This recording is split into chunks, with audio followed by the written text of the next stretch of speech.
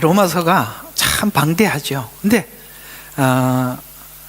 이게 조금 아쉬운 게 뭐냐면 로마서를 대부분 8장까지만 설교하고 9장부터 11장을 잘 안 하는 경향이 많아요. 이렇게 강의하신 분들을 보면 9장부터 11장은 보통 안 하고 넘어가더라고요.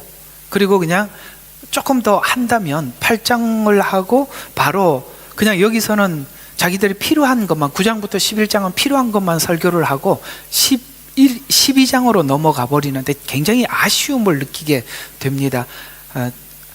앞으로 여러분들과 함께 나눌 9장부터 11장에 엄청난 기대를 하셔도 좋습니다. 이건 지금까지 우리가 신학에서 이해하고 있는 대체 신학으로는 절대 접근할 수 없는 부분이 9장부터 11장인데 이 부분이 열려야만 복음 전체가 열리게 되고 지금까지 8장까지 설명한 것이 확고하게 못을 받게 되는 겁니다. 못을 받게 될 정도로 확고하게 되는 것입니다. 왜냐하면 오늘 이 말이 사랑하는 이로 말미암아 넉넉히 이긴다는 말을 우리가 9장부터 11장을 이해해야 넉넉하게 이긴다는 걸 알게 돼요.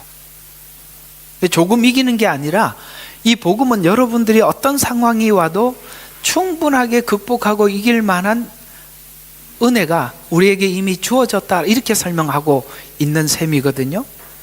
그건 이제 다음번에 준비를 하고, 그래서 제가 앞으로도 한 5편 정도 더 준비를 해놨는데 많이 기대가 됩니다. 그 부분에 대한 여러분들의 설명이 너무나도 이렇게 그 시간이 빨리 왔으면 할 만큼이나 참 귀한 이야기입니다. 오늘은 이제 한 절만 가지고 여러분들과 함께 넉넉히 이기는 이라라고 했는데 이렇게 성경은 설명하고 있습니다. 우리가 이겨서 이기는 자가 아닌, 이 말은 무슨 말이냐, 아마 여러분들 이렇게 많이 해보셨을 겁니다. 이겨서 이겨보려고 많이 노력해 보셨을 거예요. 그죠? 내 의지로, 내 힘으로 이겨보려고 애를 많이 썼을 겁니다. 근데 성경은 이렇게 얘기해요. 사랑하는 이로 말미암아 넉넉히 이긴다, 이렇게 표현하고 있는데 우리가 앞에 이야기를 놓쳐버리는 거예요. 사랑하는 이로 말미암아라는 말이 앞에 붙어 있죠. 그것 때문에 넉넉히 이긴다라고 얘기하는데 우리는 그게 앞에 귀가 잘 안 들어왔던 거죠. 사랑하는 이는 빠져버리고 자기가 이겨보려고 했는데 우리가 해보니까 넉넉히 이기는 게 아니라 항상 부족해져, 우리가 스스로 이기려고 하면. 그래서 오늘 이 37절을 내용으로 이겨서 이기는 자가 아닌 하나님이 말하는 대로 맡겨서 이기는 자가 되었다라는 쪽에서 여러분들이 앞으로 모든 상황 속에서 이기기 위해서는 하나님 앞에 맡겨야 이길 수 있다라는 부분을 오늘 쭉 이제 우리가 8장까지 왔잖아요. 제가 이 로마서를 4년 몇 월부터 시작했더라고요. 2024년 8월인가 7월인가 아마 거의 이제 2년이 다 돼가는 것 같아요. 그러니까 거의 2년 만에 이 8장까지 왔으니까 참 오래 한 거잖아요, 그죠?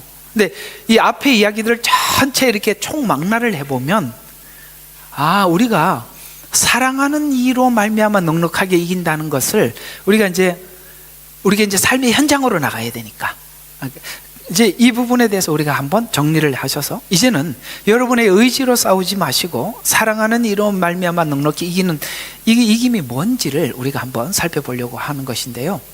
오늘 여기 37절이 하는 이 말씀은 앞에 있던 어떤 거죠? 35절부터 36절 한번 본문을 그대로 보는 게 좀 더 나을 것 같으니까 35절부터 36절 같이 한번 봅시다. 시작. 누가 우리를 그리스도의 사랑에서 떼어놓을 수 있으리요? 환난이나 공경이나 핍박이나 박해나 기근이나 헐벗음이나 위협이냐 칼이냐, 기록된 바와 같으니 우리가 주를 위하여 온종일 죽임을 당하였으며 도살할 양으로 여김을 받았나이다라고 하였느니라라는 이 말이 사실 우리 한국이나 호주에서는 피부에 와닿지는 않지요. 제가 이제 전에 저희들이 이제 양육한 한 중국 형제가 얼마 전에 이제 공안에 체포된다고 여러분들에게 기도를 부탁을 했었잖아요. 양육한 이 친구가 왜 그렇게 수배가 내려졌냐면은 성경책을 나누어주다 잡혀갖고 그래 된 거예요. 여러분, 중국은요 성경책을 나누어줘도 잡히는 겁니다. 참 기가 막히죠.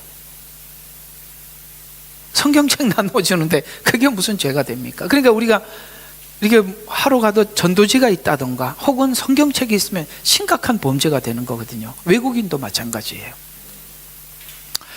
되게 안타까운 게 뭐냐면 이제 중국 와서 체포된 게 아니고 뒤에 소식을 제가 들었는데 요르단에서 비행기를 갈아탈 때 공안에게 이미 체포가 됐답니다. 왜냐하면 거기서 이제 비행기를 갈아타면은 중국 비행기를 타기 때문에 중국 비행기를 타는 즉시 중국 영역으로 들어가니까 거기서 이제 체포가 된 거예요. 근데 죄명이 기가 막혔어요. 여러분, 무슨 죄 같아요? 종교적인 죄로 뒤집어 씌운 게 아니라 사기죄로 뒤집어 씌웠어요. 왜 그렇게 하냐면은 종교 범죄는 형량이 약해. 그러니까 사기죄로 뒤집어 씌웠는데 걔가 무슨 사기를 쳤겠어요? 헌금을 받았다는 거예요.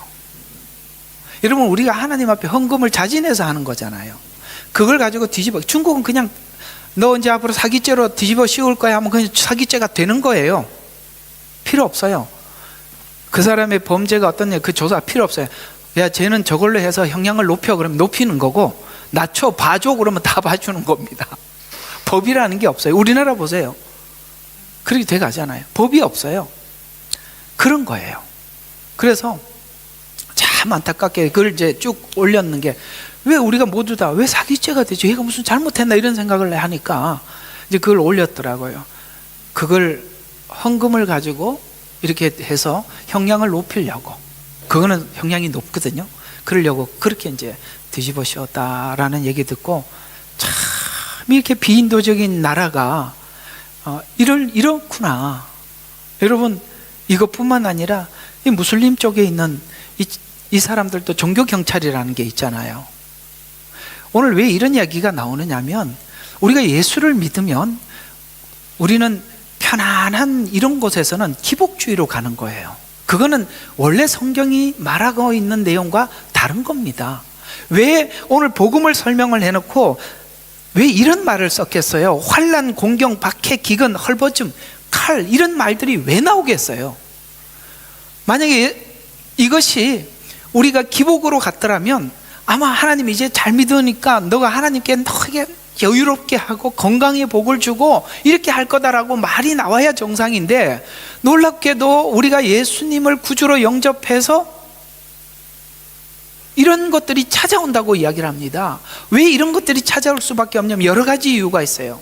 세상에 있는 영과 하나님의 영이 다를 수밖에 때문에 충돌할 수밖에 없고, 또 하나는 우리 안에 있는 모든 죄악들을 꺼내놓고 새롭게 하기 위해서는 하나님께서 이런 상황을 통해서만이 우리가 정결케 되기 때문에 이런 현상들이 우리에게 올 수밖에 없기 때문에 온다는 거 말씀을 하고 있습니다. 그러니 우리가 이런 모든 부분들을 극복할 수 있는 에너지는 하나님과의 사랑의 관계 안에 있는 자들이 넘어갈 수 있는 것이라는 차원에서 사랑에서 끊을 수 없다라고 우리에게 말씀하고 있는 것입니다.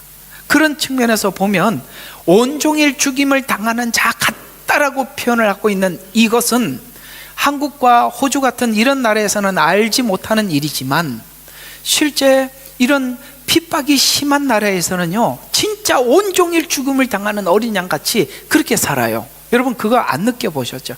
얼마나 긴장이 되는지 몰라요. 얼마나 초조한지 몰라요. 제가 한번 저번에 설교하면서도 말씀을 드렸습니다만, 제가 이렇게 그 사역을 할 때는 그 인가를 받은 교실이 있고, 또 우리 아이들이 있는 기숙사는 인가를 받은 곳이 아니고 그냥 한글 학원으로 인가를 받고, 그 중국이라는 곳은 인가를 해준 그 허가증이 있는 그곳에서 설교를 해야 불법이 아니에요. 그리고 허가를 내준 그 사람 이름, 그 사람이 설교를 해야 불법이 아니고, 요 장소만 벗어나면 그 사람이 설교를 해도 불법이야. 그러니까 무슨 말이냐면 요 장소에서 너만 하라는 거죠. 참 기가 막히죠. 얼마나 관리하기가 편합니까? 근데 이제 그때 초창기에는 이제 차가 없으니까 내가 온종일 그 죽임을 당한다는 이 말을 제가 좀 설명을 좀 더 해드리고 싶어서 그러는 거예요. 얼마나 긴박한지. 근데 초창기에는 이제 차가 없으니까 이쪽으로 애들을 데리고 올라 그러면 한 25분, 30분을 와야 되는데 차가 없어서 제가 어쩔 수 없이 거기 가서 강의를 하면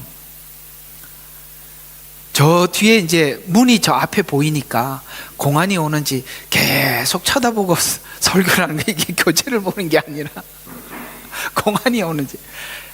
이게 저만 그런 게 아니라 그 아이들 모두가 그래요.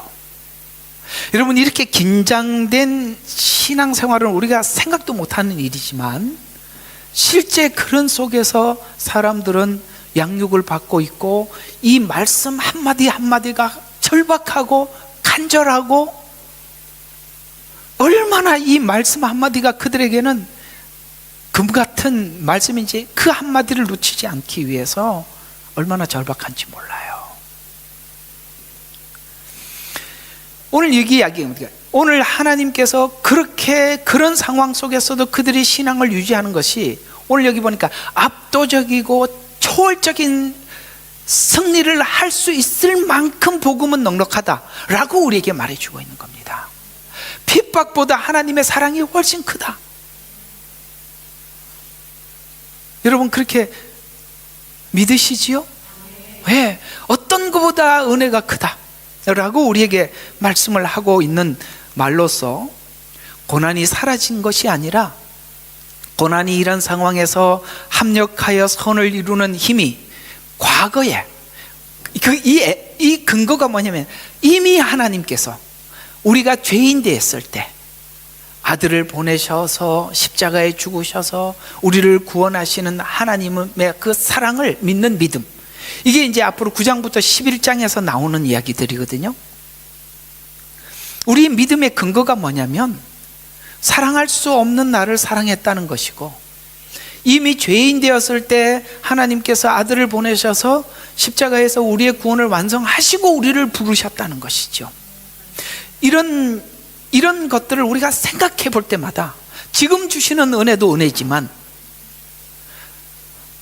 어느 날 우리가 가만히 서서 우리의 신앙의 여정들을 생각해 보면 우리는 딱 한마디인, 내가 무엇인데 이렇게 하나님의 은혜를 받고 하나님을 믿게 되고 이 자리에 와서 소망을 가지고 오늘 이렇게 현실을 살게 하셨나라는 것이죠. 그래서 우리의 하나님께서 우리의 모든 이런 죄에서 돌이켜 의 가운데 우리가 살아가게 하기 위해서 합력하여 선을 이루는 힘이, 과거에 아들을 아끼지 않고 아들을 주신 하나님을 믿는 믿음의 확신이 이 모든 것을 역전하고도 남는다 라고 말씀을 하셔서, 이와 같이 성도들이 믿는 믿음의 힘은 고난 속에서 패배하는 것이 아니라 압도적인 승리를 할 수 있는 것은 하나님의 사랑이 영광의 목표를 향하고, 현실에는 고난을, 목적은 뭡니까? 영광의 목표. 영광이 뭐죠? 영화롭게 하리라. 우리를 영화롭게 하리라는 그 영광의 목표를 가지고 지금 현재는 그 고난, 우리가 사실 훌륭해지고 하나님이 기뻐하는 사람이 되려면 우리가 이대로 내버려둬서는 무엇도 할 수 없다는 거 하나님 너무나도 잘 아셔서 여러분과 저의 생애 속에 친히 찾아오셔서 간섭하시고 인도하고 있는 것입니다. 그래서 우리는 이 고난이라는 것이 필연적으로 내게 없으면 나는 움직이지 않는다, 나는 변하지 않는다 라는 것을 알게 됩니다. 우리는 주일날 예배 마치고 함께 테이블에 앉아서 나누기도 하고, 우리 예레미야 눈물 성도님들은 목요일날 예배를 하고 나면 온라인에서 함께 나누는데, 우리 모두가 공통적으로 이렇게 나이가 들어서 함께 느끼는 것이, 야, 참 인생 기가 막히는 인생을 살아왔구나, 그런 생각이 들지 않으세요? 우리 인생 속에 이런 일들이 있을 거라고는 우리는 계획에 없었던 수많은 일들이 우리에게 대부분 찾아왔고, 내가 기대했던 것들은 있었나? 거의 없고, 그죠? 나중에 우리가 느끼는 게 뭐냐면은 하나님이 이 정도 약하게 하시니 감사합니다. 그죠? 옛날에는 이거보다 더 셌는데 이 정도니 감사합니다. 이렇게 할 수밖에 없는 이런 내가 되었다는 게 기가 막히죠. 그렇죠? 그래서 영광을 하나님은 목표로 하고 있고 현실에는 고난으로 나타나는 것을 믿기 때문에 본문에서 이렇게 설명에 들어가는 이유는 고난이 더 이상 우리를 지배하지 못하게 되었다는 설명을 함으로써 고난 같은 것이 뭘로 하느냐, 우리가 하나님의 사랑에서도 떨어지지 못하게 하고 하나님의 영광의 자리에 가는 것을 방해하지 못한다. 아멘. 사랑이 뭘 못하게 한다? 하나님의 사랑에서 이 고난이 떨어지지 못하게도 하고 하나님이 가지신 그 영광의 목표도 우리가 포기하지 못하도록 하더라. 그래서 우리가 살면 살수록 우리가 인지하고 느끼는 것이 뭐냐면, 내가 하나님과 사랑의 관계 속에 깊이 묶여 있구나, 이걸 배우게 되고, 또 하나는 우리가 느끼게 되는 게 뭐라고요? 하나님께서 우리에게 가지고 계신 그 영광의 그 목적을 하나님이 내려놓지 않으시는구나 라는 것을 우리가 끝까지 배우게 되죠. 하나님, 우리는 뭐 거룩하게 되는 것을 별로 관심이 없는데 하나님은 포기할 수 없다 이렇게 하고 우리는 거기에 하나님 앞에 나도 모르게 그 자리로 이끌려가고 있는 것을 우리가 확인하고 있는 것입니다.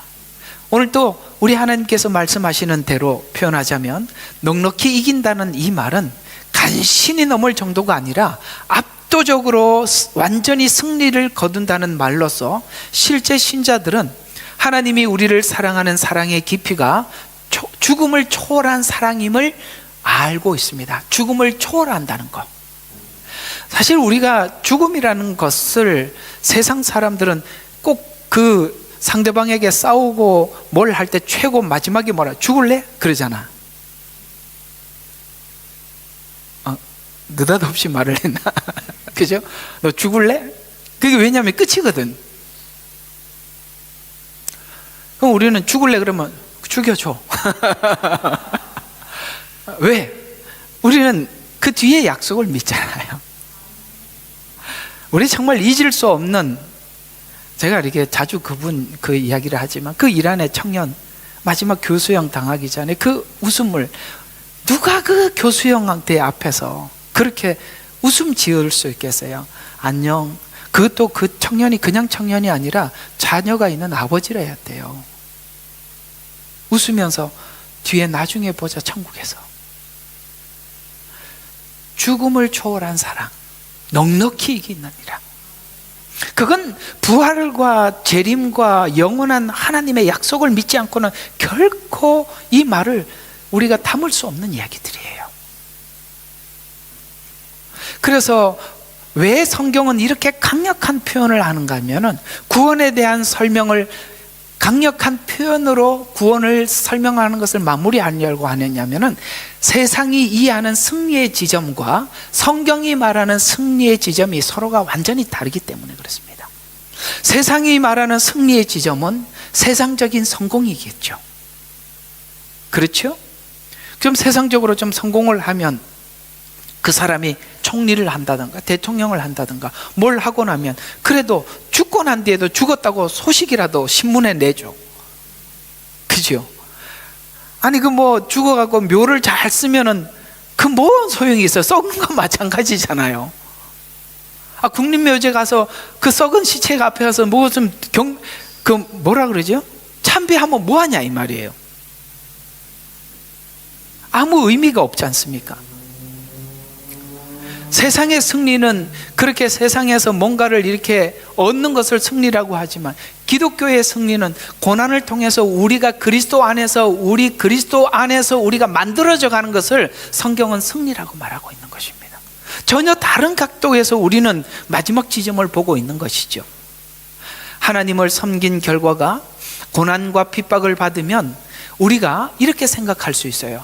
내가 하나님을 잘못 섬겨서 생긴 결과로 생각하기 쉽습니다. 그래서 우리가 오늘 신앙생활하고 있는 많은 사람들이 이렇게 오해하고 있는 부분이 뭐냐면, 기근이나 위협이나 칼이 찾아오면 죽음을 연상하면서 끝났다라고 생각하기 쉽지만, 오늘 8장 1절이 말한 내용을 정비하여서 보면은 이런 것들은 우리가 하나님 앞에 잘못 산 결과라기보다는 하나님께서 이런 것을 통해서, 고난을 통해서 우리를 정화시키려고 하는 거기 때문에, 이런 것들이 내가 신앙생활을 잘못해서 온 것이 아니라 이것을 통해서 우리를 하나님 앞에 더 정결케 하기 위한 도구구나. 여러분, 우리 구약 성경 속에서 나타나고 있는 이 바빌론 통치는, 바빌론 포로 생활은, 우리가 지금 성경을 가지고 보니까 하나님이 목적하신 것이 무엇이었죠? 그들이 살아왔던 지난날의 우상을 제거하고 그 속에 있는 마음의 뭡니까?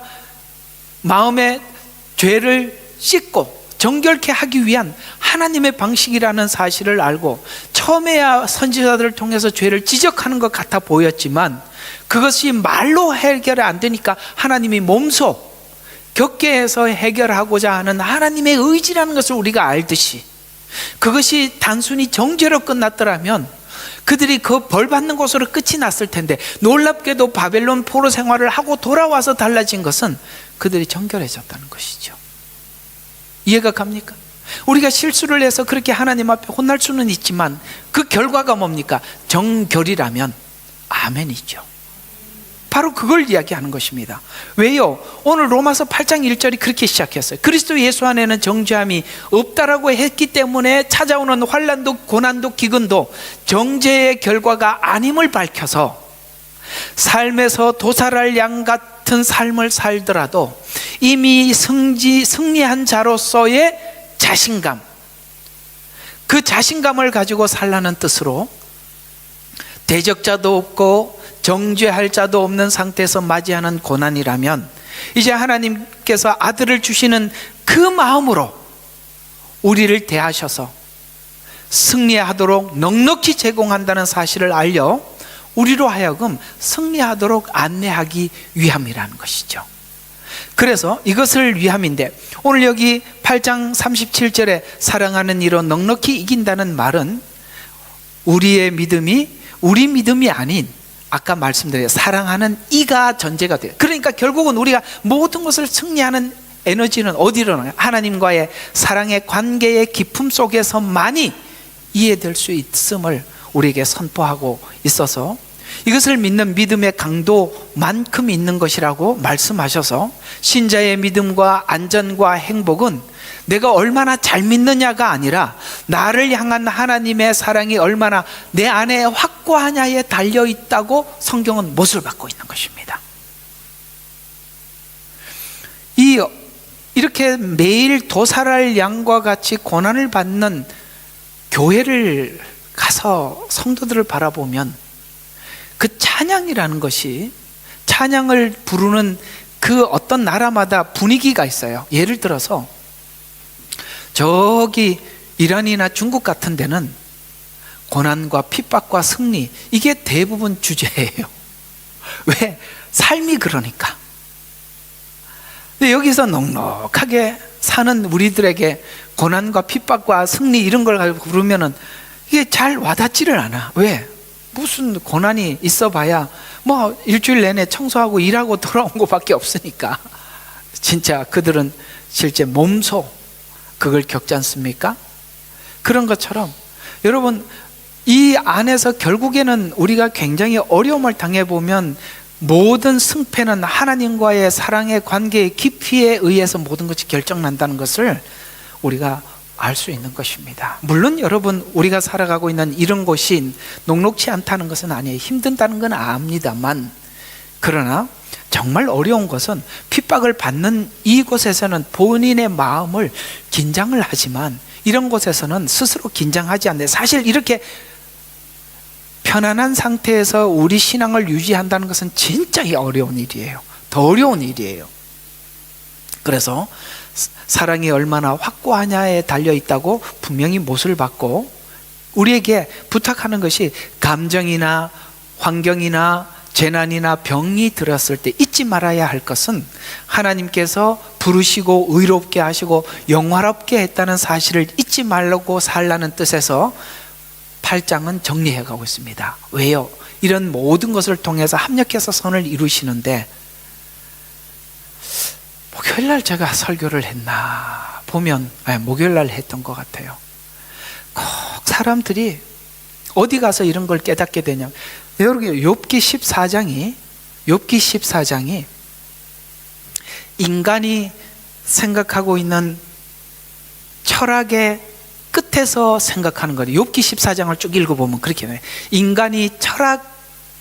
그러니까 인간의 철학의 마지막, 그러니까 철학자들이 마지막 고민하는 부분들이 욥기 14장을 에서 나오는데, 그때 욥이 그 말들을 다 꺼내 놓는 거예요. 그게 다 이제 철학자들이 답을 찾지 못하는 거거든요.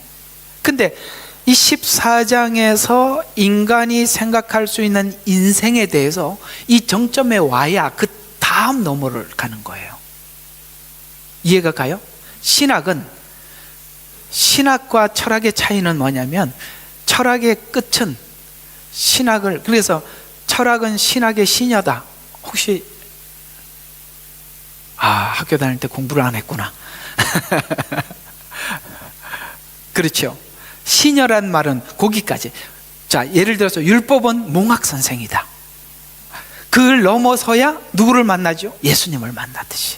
그러니까 유대인들은 율법을 통해서 마지막 거기 와서 예수님을 만나고, 하나님이 없는 이방인들은 철학을 넘어서서 예수님을 만나는데, 그게 14장이에요. 14장, 그래서 내가 좀 공개적으로 이야기하는 것을 한번 읽어보라는 거야. 굉장히 우리 인간이 생각할 수 있는 마지막 부분이거든요. 그래서 그걸 언제쯤 사람들이 생각하느냐, 참 답답한 게, 죽을 병이 들어서 침대에 누워서 생각하더라는 거야, 이 말을. 그 전에 찾으면 얼마나 좋아요. 침대에 누워서 자기 인생을 그때서야 돌아보니 너무 늦지 않았어요? 하나님께서 우리 모두에게 지금 그것을 열어주고 계시잖아요. 그래서 우리가 어떤 사람들이 얼마나 이 지점을 빨리 지나가느냐는 사실은 우리가 하나님 앞에 반응하는 속도거든요. 여러분들이 하나님 앞에 빨리 반응을 하면 하나님이 다음 걸 주시는 거예요. 예를 들어서 우리가 욥기 1장에서 42장으로 갑자기 갈 수는 없는 거예요. 1장을 지나면 다음 2장에 하나님이 찾아오셔서 답을 주시고, 2장을 넘어가야 3장을 보고, 이게 고난의 과정들이거든요. 그러니까 하나님이 거기 가야 그 말이 들린단 말이에요. 말이 들린다는 말 알아들으시겠어요? 말이 아무나 들리는 게 아니라 하나님은 말해주고 있는데 왜 못 알아듣냐? 하나님은 여러분들이 그 말을 듣도록 하기 위해서 생활 가운데 이끌어 주었는데, 여러분들이 그 생활 가운데 뭔가 하나님 앞에 구하지 않아서 그걸 넘어가지를 못하는. 그래서 어떤 사람은 굉장히 이 속도가 빠른 사람들이 있는가 하면, 어떤 사람들은 너무 늦어. 결국은 하나님이 누구에게나 그 자리까지 가는데, 침상에 누워서 하지 말라는 거예요, 내 말이. 왜 침대에 누워서 그걸 배우냐고. 지금 배울 수도 있는데. 재난이나 병 들었을 때 잊지 말아야 할 것은, 하나님이 너를 부르시고 의롭게 하시고 영화롭게 했다는 사실을 잊지 말고 살라는 뜻에서 오늘 이렇게 8장은 정리해 나가고 있는 것입니다. 이 설명을 위해서 성경은 믿음의 사람들의 삶을 구체적으로 기록해 두었는데, 우리가 많은 사람들도 있지만 이 내용을 설명하기 가장 적합한 요셉의 생애가 그 예를 잘 설명해 주고 있는데, 요셉의 생애를 우리가 한번 쭉 생각을 해보면, 왜냐면 청년 때는 부흥회 할 때마다 요셉 이야기만 해야 되냐고. 나는 이게 예를 들어서 청소년 부흥회 이렇게 가면 주제가 항상 요셉인데, 이게 왜 이렇게 총리 대신 이야기만 그렇게 하냐고. 예? 꿈을 가지세요, 비전을 가지세요, 총리가 되세요. 다 총리가 되면 누가 다 하냐고요.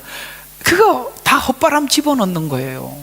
나는 이게 너무 잘못 설명했다고 생각을 해요. 과정을 설명은 안 해줘요. 오늘 하나님께서 설명하고 싶은 것은 하나님이 요셉이 봐라 총리가 됐지 이 말을 하는 게 아니라 요셉이 어떤 삶을 살았는지를 설명해 주고 싶은 거잖아요. 그래서 우리가 요셉을 보면 요셉은 자신의 생애에 하나님께서 행하셨다라고 끝에 가서 믿는데 사실은 그 과정 속에서 하나님께서 뭘 하시는지는 모르고 갔단 말이에요. 맞죠? 너 우리 총리 대신이라고 딱 이게 얼굴에다 붙여놓고 시작한 거 아니잖아요. 어디로 가는지 몰라요. 이상하게 총리가 되려면 구급 공무원부터 시작해야 되잖아요. 그죠? 공무원 반대로 갔잖아요. 종살이하고 도저히 헤어나올 수 없는 정치범 감옥에 들어가고 반대로 갔잖아요. 하나님이 쫙 끌어올리지 않습니까? 이렇게 하듯이 하나님의 역사는 사람이 하는 방식으로 가지 않는다는 것이죠. 그래서 요셉은 끝에 가서 이렇게 얘기하잖아요. 자, 이렇게 고백하는 고백을 잘 보시면 우리 생애의 마지막에 하나님 앞에 이 고백이 여러분들에게 있기를 바라는 것을, 오늘 여기 창세기 45장 5절에 하나님이 생명을 구원하시라고, 아멘, 이거예요. 내 잘되라고 아니라 뭔가 많은 영혼들의 생명을 구원하시려고 내 생애를 인도하셨다라는 거예요. 그래서 하나님이 생명을 구원하시려고 나를 당신들보다 먼저 보내셨나이다. 먼저 그 길을 걸어온 거예요. 모세도 40년 동안 이스라엘 백성들을 인도한 것 같지만 본인이 이미 40년을 광야에서 보냈던 경험이 있듯이 요셉도 마찬가지예요. 이렇게 하나님께서 여러분에게 미지의 길을 열어서 보지 못했던, 상상도 못한 길을 미리 걷게 한 것은 앞으로 찾아오는 사람들의 그 생명으로 이끌으라고.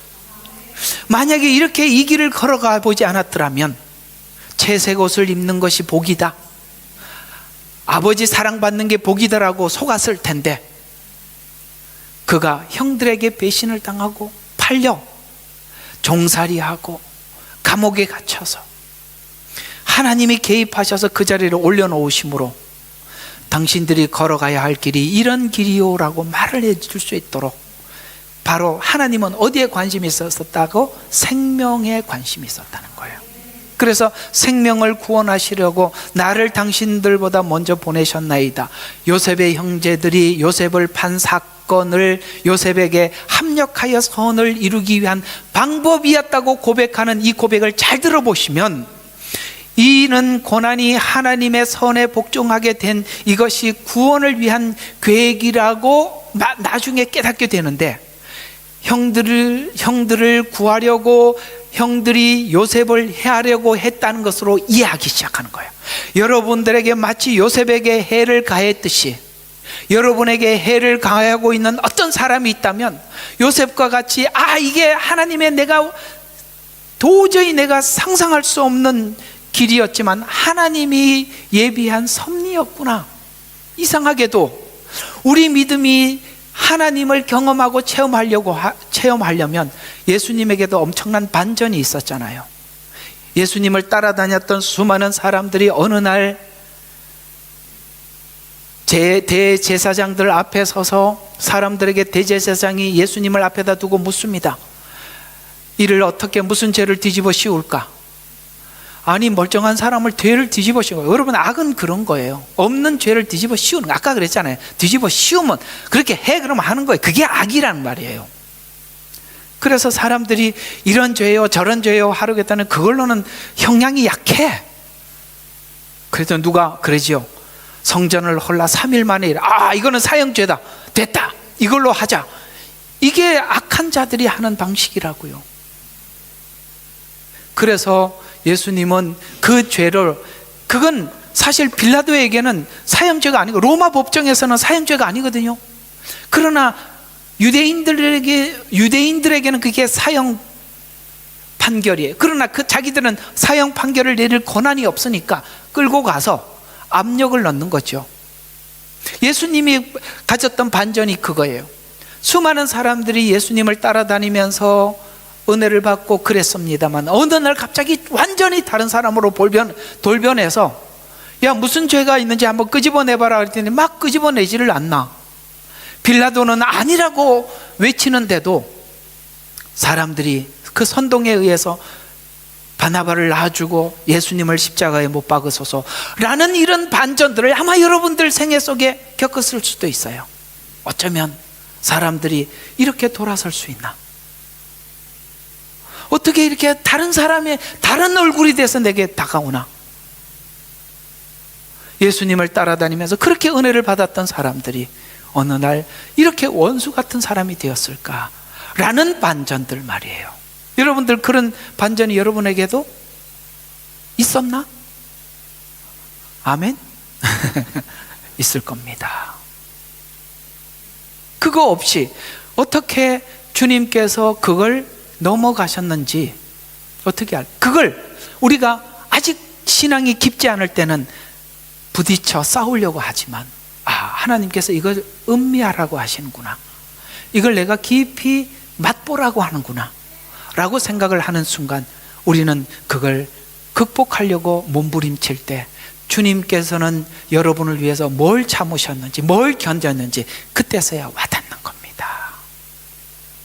그러니 오늘 끝에 가보니 이제 결국은 하나님의 약속을 이루기 위해서 야곱의 자손들 한 70명 정도가 올라온 걸로 기억하고 있는데 그들을 애굽 땅으로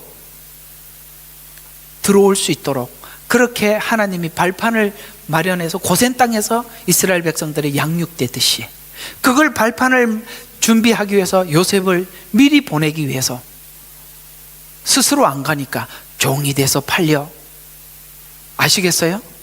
그 다음에 요셉의 하나님의 말씀을 지키는 의지를 하나님 앞에 눈으로 확인시킨 것이 바로 보디발 집이죠. 그 다음에 정치범 감옥에 가서 뭘 배우냐? 정치를 배우는 겁니다. 거기는 반골들만 오는 곳이잖아.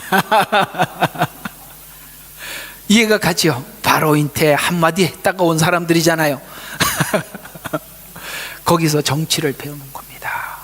그래서 그는 이 애굽을 다스리고, 애굽뿐만 아니라 그때 애굽을 다스린다는 것은 주변 나라 전체를 다스리는 것과 같다.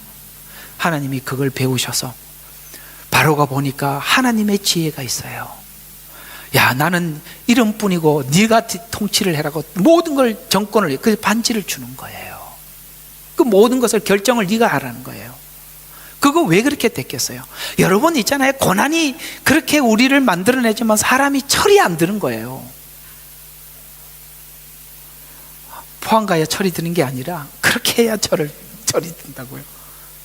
이해가 가요? 고난 없이 사람이 어떻게 인간이 되겠어요? 그렇게 인간의 의도를 분명히 해하려고 했지만, 맞아요, 형제들은 해하려고 했던 거 의도가 분명하지만 그것을 하나님이 선으로 바꿨다라는 이 현장에 와서 고백하는 겁니다. 요셉의 고백에는 이런 의미가 담겨 있는데, 모든 생애의 여정에서 고난과 배신과 돌아섬까지도, 제가 이렇게 별표를 5개 한 것은 별 5개라 이 말이에요. 그만큼 중요하다는 거예요. 여러분의 생애 속에서 고난과 배신과 돌아섬, 이런 일들이 있을 거예요. 이런 것들은 하나님이 생명을 구하기 위한 계획, 그것이 요셉의 생명을 구할 뿐만 아니라 다른 모든 사람들의 생명도 구하게 되더라. 견디시라, 넘어가시라, 극복하시라, 맛보시라. 그래서 여러분과 저의 그릇도 넓어지셔야 되는 겁니다. 이걸 못해.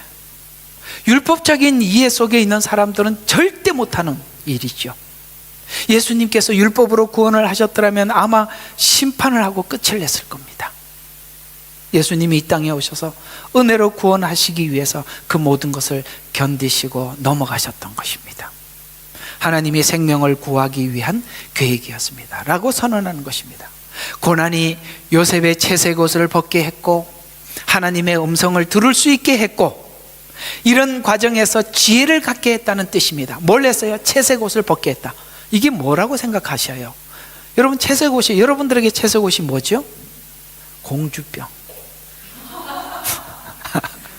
왕자병, 자존심, 이게 채색 옷이에요.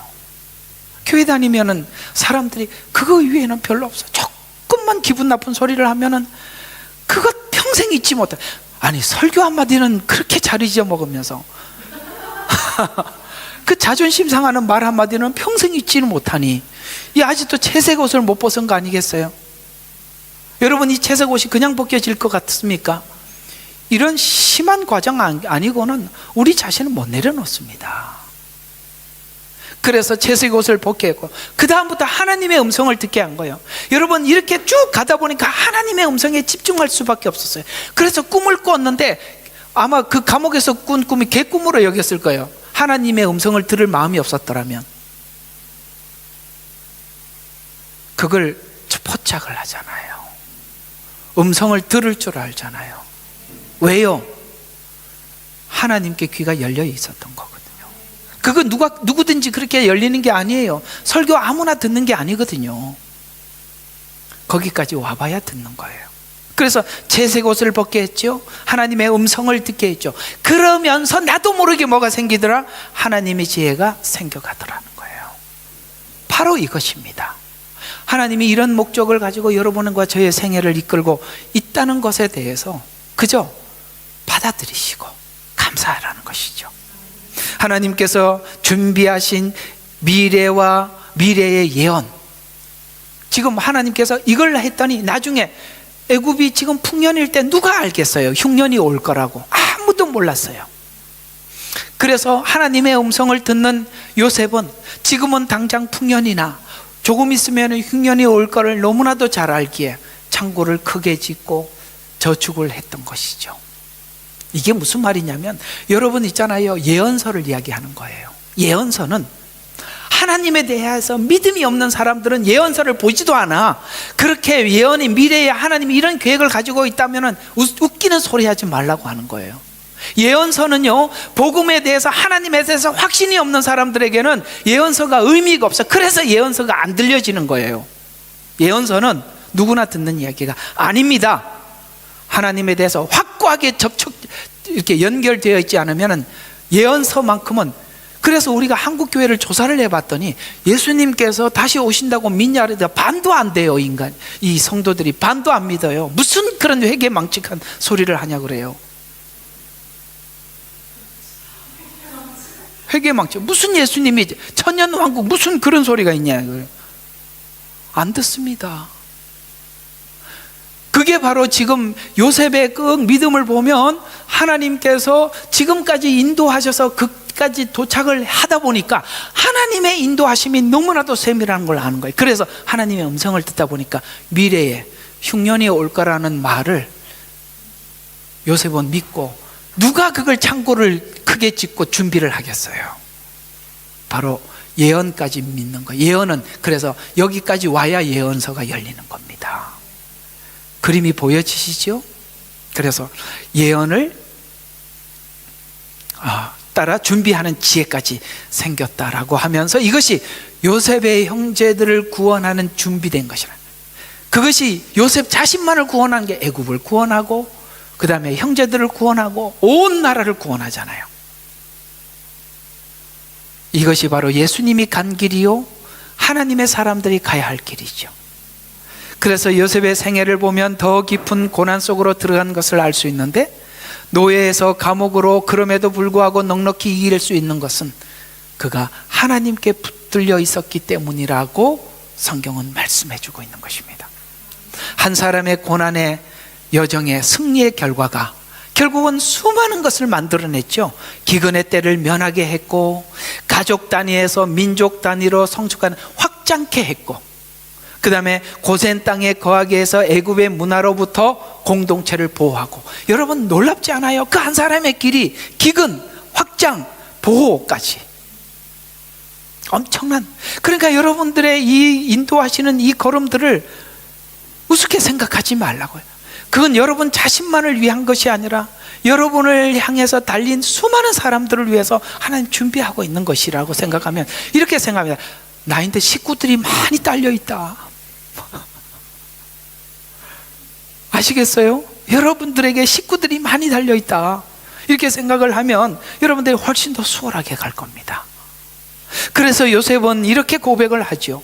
창세기 45장 7절에 보니까 하나님이 큰 구원으로, 아멘, 이 구원이 큰 구원이라는 말은 자신뿐만 아니라 모두에게 큰 구원으로 당신들의 생명을 보존하시려고, 이것이 뭘 보냐, 예수님의 십자가의 구원을 말해요. 당신들의 그러니까 결국은 이 말은 예수님께서 큰 구원이 뭐예요? 앞으로 미래에 있을 예수님 십자가에 죽으셔서 모든 사람들을 구원하신 이것이 마치 요셉이 걸어갔던 길처럼, 요셉이 어떻게 했습니까?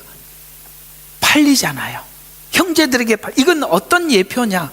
예수님이 이스라엘 유대인들에 의해서 십자가에 못 박으라는 말에 의해서 죽었다는, 그걸 요셉은 지금 복음을 체험하고 있는 중입니다. 그렇죠? 형제들에 의해서 죽었잖아요. 그리고 종살이, 이건 뭔가요? 빌립보서에서 말했죠. 예수님께서는 하늘 보좌를 버리고 종으로 이 땅에 오신 것처럼 보디발 집의 종으로.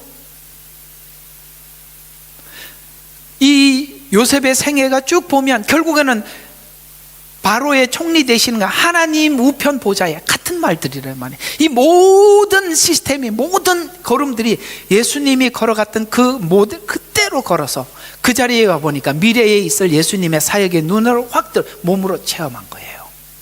이런 것처럼. 왜 그렇게 했다고요? 생명을 보존하시려고. 그것은 바로 예수님의 십자가의 구원을 본 것이. 이렇듯이 신자의 인생은 이런 관점에서 신자의 생애가 인도받고 있는데, 형제들의 미움의 화해의 자리에까지 들어오게 하기 위해서 요셉은 먼 거리를 돌아 하나님을 배우고 용서와 화해의 손을 내밀게만, 먼 길을 돌아오는 겁니다. 먼 길을. 그래서 뭘 배우게 되느냐? 우리는 옛날에 막히면 뚫으려고 했어요. 그죠? 막히면 막 그냥 깨고 막 지나가요. 근데 이제 뭘 배우느냐? 막히면 돌아서는 법을 배우게 되는데, 이게 하나님의 섭리에 복종하는 거예요. 내 성질 같았으면 벌써 다 깨고 갔을 텐데 이제 돌아설 줄 아는 거예요. 이게 성경에 보면 바울은 아시아와 비두니아로 복음을 전하려고 했어요. 그게 계획이에요. 바울의 계획이었어요. 그러나 하나님은 실제 마게도냐의 사람을 보내서 이렇게 환상으로 와서 나를 도와라는 이 환상을 보고 순종하듯이, 요셉도 그랬잖아요.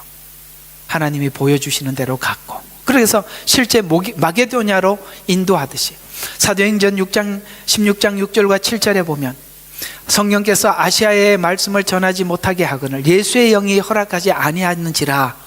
여기서 배우는 것은 잠언서 16장 9절의 말씀처럼 사람이 그 길을 계획할지라도 그 걸음을 인도하시는 이는 주신이라고 해서 모든 상황을 받아들이게 돼요.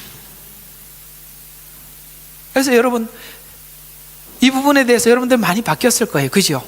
나 이제는 막히면은 안 뚫고 갈래, 나 돌아갈래, 이런 거 배우셨죠?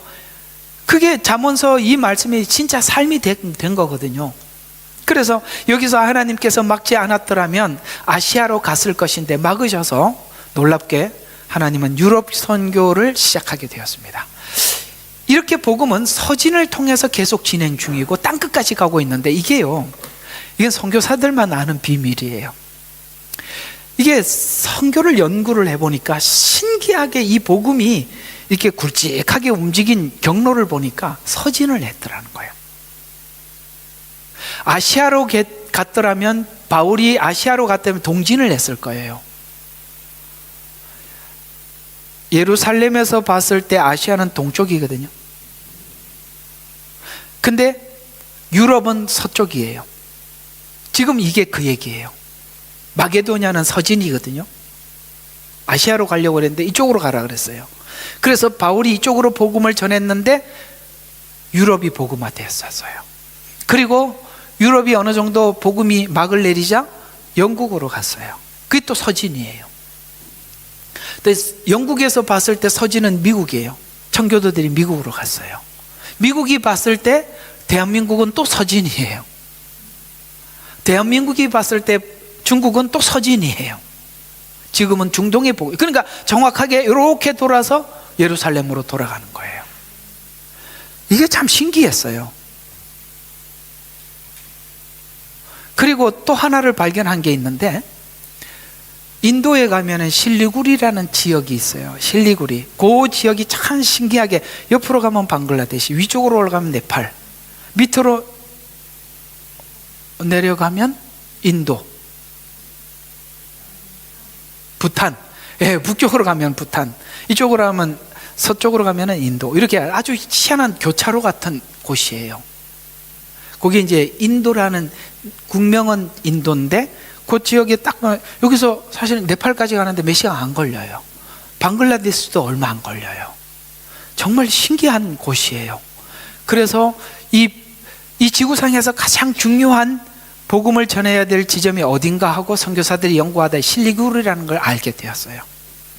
이 지역에서 동서남북으로 모두에게 복음을 전할 수 있는 중요한 지역일 뿐만 아니라, 놀랍게도 거기서 히말라야 산맥이 한 3시간만 가면은 가장 높은 봉우리가 보여요. 제가 갔다 왔어요. 실제 보고 왔거든요. 보고 왔었는데, 놀랍게도 그 히말라야 산을 중심으로 해서 한쪽으로는 힌두교, 한쪽으로는, 이쪽으로 서쪽으로는 무슬림, 이쪽으로는 공산주의, 이쪽으로는 불교. 이 지역이 놀랍게도 4개의 종교의 발생지예요. 깜짝 놀라서, 이걸 왜 그걸 힌트를 잡았냐면은, 높은 곳에 좌정하는 자라고 이사야에서 나와서 가장 높은 히말라야 거기를 중심으로 해서 모든 종교가 흘러갔다는 걸 알고 거기에 기도 사역자들이 그렇게 많이 모였어요. 참 신기한 걸 느꼈던 거예요. 복음이 서진했다는 것도 놀랍고, 성경의 힌트를 준 것에 따라서 이 실리구리라는 지역이 그렇게 중요한 지역이라는 걸 알고, 거기에 많은 선교사들이 이제 그곳에서 어떤 영적 대적을 위해서 기도 사역을 하러 모인 분들이 이렇게 많이, 그래서 가장 많이 선교사들이 모여 있는 지역이라는 얘기를 제가 들었었어요. 어쨌든 그렇습니다. 그래서 어쨌든 보시면은 우리가 뭘 배웠다고, 바울이 만약에 아시아로 갔다면 서진이 되지 않았을 텐데 하나님은 그 계획이 있었어요. 지금 보니까 그렇더라 이 말이에요. 그래서 마게도냐로 가서 유럽에 복음화 시키고 그렇게 쭉쭉 지나가서 지금까지 하나님께서 이 복음을 흘려보냈다는 것을 이제 우리가 확인을 했던 것처럼, 하나님의 섭리를 믿으니 막을 땐 돌아서라는 하나님의 뜻을 알고, 뭐 또 아니면 가서 뚫으려고 그러지 말고, 그런가 보다, 하나님 돌아서라는 갑다, 돌아서고 이렇게 하라. 이제 그게 돼야 됐죠? 네, 그럼 됐습니다. 그래서 막힘은 잘못된 길을 가는 것이 아니라 하나님의 주권 안에서 가야 할 길을 찾고 발견하는 과정이라는 것을 배우는 과정입니다. 그래서 하나님은 열어서 인도하기도 하고 막아서도 인도하시더라. 이걸 배우기. 그래서 실패가 사명으로 연결될 수 있는 것이 신자의 삶입니다. 베드로의 실패는 실패로 인한 정죄가 아니라 자신을 돌아보게 하고 회복하여 사명의 길을 찾아가게 했던 것입니다. 그렇죠. 그게 정죄였더라면 베드로는 사도행전에서 일어선 것처럼 그런 사도로 우뚝 일어서지 못했을 것입니다. 그 정죄가 도리어 뭐가 됐죠? 하나님 앞에 돌아서지 않는 굳은 마음으로 바뀌더라는 것이죠. 지난날 우리의 죄악들과 회개로 끝난 것이 아니라 더 이상 하나님 앞에 흔들리지 않는 믿음으로 굳게 서더라. 그래서 제가 그러잖아요. 의가 일을 한 게 아니라 죄가 일을 한다고. 다윗이 밧세바 사건 이후에 훌륭해졌어요. 그렇죠? 예, 그런 겁니다. 바울이 예수 믿는 사람들을 잡아 죽이러 다니다가 훌륭해졌어요. 죄가 우리를 만들어가. 그래서 죄까지도 하나님의 선에 동참하더라. 이를 얘기를 하고 싶은 겁니다. 그래서 로마서 8장 37절은 8장 37절 결론은 시편과 잠언은 과정을 설명하고 있어요. 우리 안에 있는 이 하나님의 선한 길을 찾아가는데 예수님 마음에는 어떤 시름이 있었나? 다윗은 그런 바울과 사울에게 쫓겼을 때, 압살롬에게 쫓겼을 때 어떤 마음의 내적인 갈등이 있었나? 이런 것들을 다 우리의 안에 내면의 전쟁들이 무엇인지 설명을 해주는 것이 잠언서, 그 다음에 시편, 욥기 이런 성경이죠. 이 시가서가 그런 역할을 하고 있죠. 그래서 과정을 설명하고 있는데 시편은 고난이라는 실제 현장을 통해서 왜 힘드는가, 그것을 왜 힘드는가를 성경은 왜 우리가 힘드느냐, 그것을 우리 안에 있는 것을 막히면 돌아가면 되는데 뚫으려고 했기 때문에 힘들었다라고 설명을 해주고 있는데, 공감하시죠? 그러니 이제 앞으로 막히면 어떻게 하자? 돌아서자. 그래서 그것을 내 것을 놓지 않았기 때문이라고 설명하고 있는데, 시편 127편 1절과 2절이 우리가 이걸 확고하게 우리 속에 공감하기 위해서 하나님께서 주께서 집을 세우지 아니하면 세우는 자의 수고가 어때며, 그렇죠? 내가 죽으라고 해놨는데 하나님이 무너뜨리고 내가 해놓은 거는 무너뜨리는, 이런 걸 너무 많이 느끼잖아요. 그래서 주께서 집을 세우지 아니하면 세우는 자의 수고가 헛되며 라는 말에 이제는 많이 훈련을 받아서 아멘 하고 큰 소리를 외치는데, 아직 초보들은 아닌데 이렇게 생각하냐. 그러면 해봐 이렇게 되는 거죠. 결국 무너지더라는 것이죠. 그 다음에 너희가 일찍 일어나고 늦게 누우며, 그러니까 우리 흔히 말해서 죽으라고 고생을 해도, 이런 말이에요. 경상도 말로 표현하면 쇠가 빠지게 고생을 해도 이 말입니다. 아시겠어요?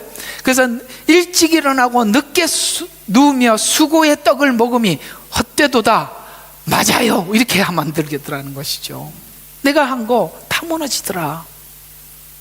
이것을 통해서 신자가 힘든 이유는 내가 붙들고 해결하려 하면 할수록 더 수고를 하게 되고 더 힘들어지는데, 고난이 많은 이유는 하나님이 아닌 자기 의지 때문이라고 답을 가르쳐 주는 겁니다. 그걸 지적하고 있는데, 자기 의지가 강할수록 성경은 이렇게 뼈가 쇠할 만큼, 진액이 빠질 만큼 내면이 무너진다는 거예요. 내가 세면 셀수록 뼈에 진액이 빠진대요. 그게 시편 23편 32편 3절과 4절이 내가 잠잠할 때 내 뼈가 쇠하였도다. 주의 손이 나를 누르오니 내 진액이 빠져서, 이 말이 나오는 거예요. 어때요? 애를 쓰면 쓸수록 진액을 하면 할수록 어떻습니까? 힘 빠지죠. 이번 주에는 저희 집에 이제 누가 이렇게 김치 냉장고를 팔아서 중고로 하나 샀어요. 김치 냉장고가 그렇게 무거운 줄 몰랐네. 이게 보통 냉장고 사이즈면 그 정도는 가벼운데, 우리 집이 계단이 많잖아요. 이 사람이, 그 딜리버리 한 사람이 계단이 있는 줄 알았으면 안 했대. 근데 가지고 왔는데 안 갖다 줄 수는 없고, 그래서 둘이서 하는데 와 진짜 힘들어.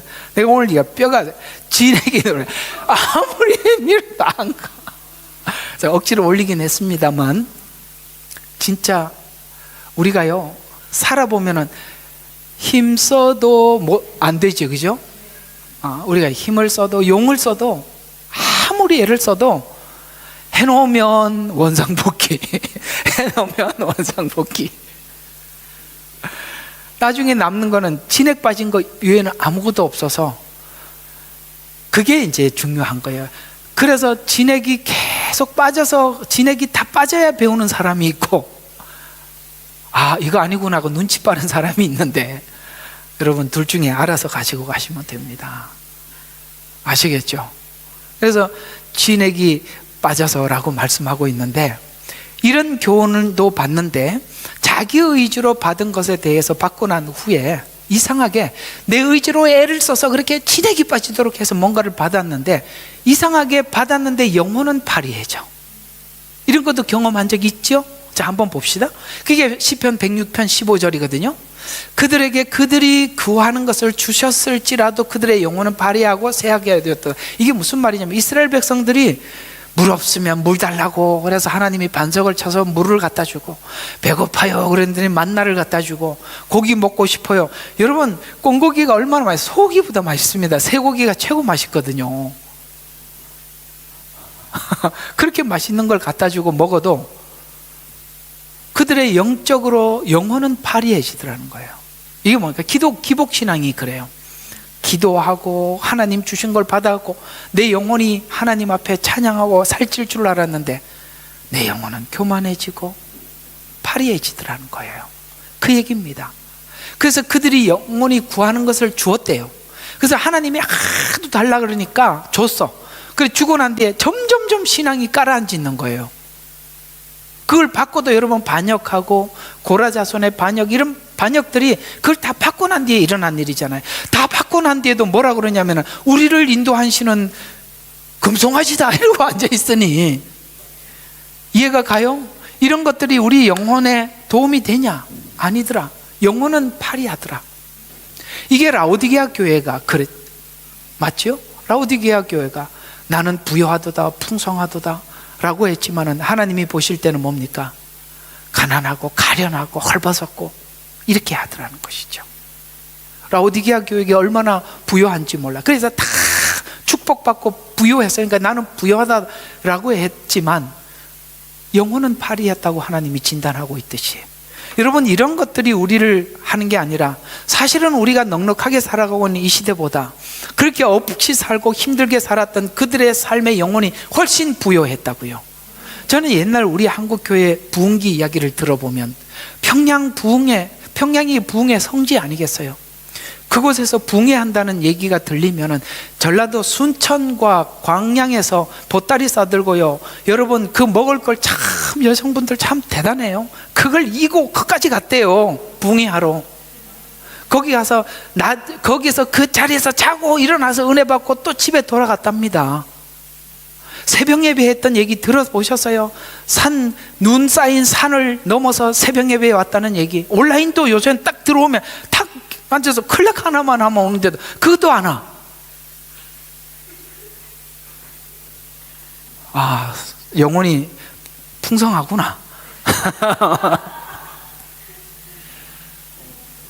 여러분 이렇게 해서 살찌는 게 아니에요. 여러분 우리 신앙을 지키려면 자리를 지키는 게 첫 번째예요. 여러분 내가 이 자리를 안 지켜도 나를 지킬 수 있다는 그게 오만이에요. 제가 없는 말 만드는 게 아닙니다. 보세요. 필연적으로 그렇게 되게 돼 있어요. 그건 다 착각입니다. 아닙니다. 우리 누구도 우리 신앙을 자신할 수 없어요. 하나님께서 그 자리를 지키라 그러면 여러분들이 여러분 생각이 있는 것도 알아요. 그러면 그냥 따라 순종해. 오늘 저녁에 쉬려고 그랬는데 브레이크를 제대로 걸어놨습니다. 자, 이와 같이 신자가 고난 속에 힘든 이유가 환경 때문이 아니라 하나님이 아닌 것을 붙잡고 있기 때문이다 라고 설명해 주면서 이사야서 30장 15절에 너희가 돌이켜 가만히 있어야 구원을 얻을 것이요, 이 말을 듣게 하시는 거예요. 그 자리를 지키는 거예요. 그걸 그냥 하란 말이에요. 뭐 하지 말고 네 뜻대로 네 판단대로 뭘 하지 말고 그냥 있으라고 하면 무식하게 그냥 지켜. 그냥 그 자리에 있으면 돼요. 너희가 가만히 있어. 구원을 얻을 것이요 라는 이 말을 듣게 하셔서 우리는 붙들수록 내가 하면 할수록 무너지고 맡길수록 이김을 배우게 된, 이해가 가요? 내가 하려고 하면 할수록 이상하게 나는 내 자신이 무너져. 그러나 하나님 앞에 맡기고 그 자리를 지키고 지킴을 할수록 우리는 이김을 배우게 되는데, 그래서 신자의 고난을 벗어나는 길은 애써 배우는 사람이 아니라 하나님께 뭘 배우는 거예요? 맡기는 법을 배우게 되는데, 아시겠어요? 그때서야 하나님이 주시는 평강과 안정이 내 안에 넘치는 거예요. 그래서 찬송가에 평화로다 하늘에서 내려오는 거예요. 하나님이 주시는 거예요. 결론입니다. 본문이 하고 싶은 말은, 신자는 하나님의 주권에 자신을 맡긴 자로서 이기게 하기 위해서 애쓰는 자가 아닌 이미 이긴 자로 살아가는 사람임을 우리에게 알려주어서 내가 하나님을 붙들어 이겨 나가는 것이 아니라 하나님께 맡겨 있기 때문에 이기는 자라고 말씀해 주셔서, 그래서 신자는 넘어질 수는 있어요. 우리가 넘어질 수 있죠. 그렇죠?